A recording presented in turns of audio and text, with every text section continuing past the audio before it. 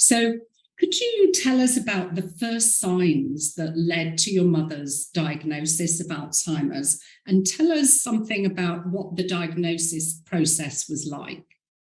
Hi, Anne. Thanks for the welcome. Yeah, I think Mum had Alzheimer's for some time before she was actually diagnosed.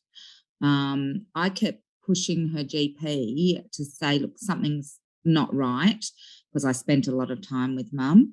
And the GP kept doing the general observations and general tests for memory loss and that sort of thing. And she kept saying, no, she's fine, she's fine. She's passing all the tests with flying colours. But I noticed my mum kept repeating herself and asking questions over and over, and I'd be answering the questions and she'd still be asking the same questions. So eventually I pushed and she got sent to an Alzheimer's and dementia clinic where they did intensive tests, and that's when she got diagnosed finally when she was 84. Okay. And how has your mother's life changed since that diagnosis, Cheryl? Well, Mum only has totally lost her short-term memory because we did have some research. She was part of a research program, which I believed has slowed it down. But she has had social issues, like with friends, not understanding that she can't manage a conversation anymore. She loses track of conversations.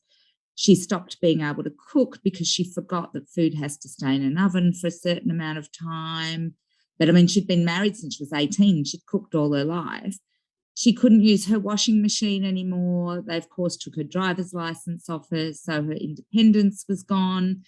She stopped eating. She went down from 100 and something kilos down to 70, started becoming malnutrition to a point because she wasn't getting the proper amount of vitamins and minerals. And she couldn't remember if she'd eaten or she hadn't eaten. She couldn't remember if she was hungry or not. You know, it's all that sort of area. Very difficult. And what about the impact of the diagnosis and your mother now? How's that affected you and your family? Because I think you're a close-knit family, aren't you? Yes. Well, for me, it impacted my life a lot because she was living in a retirement village around the corner to me. I had carers coming in to do things for her during the day while I worked. But I was going there every day with meals to try and get her to eat, and I would sit there with the meals and she really would eat one mouthful or two mouthfuls, didn't want to eat. I'd have to medicate her because she'd forget to take her medications. And I was there was a real shift in role reversal.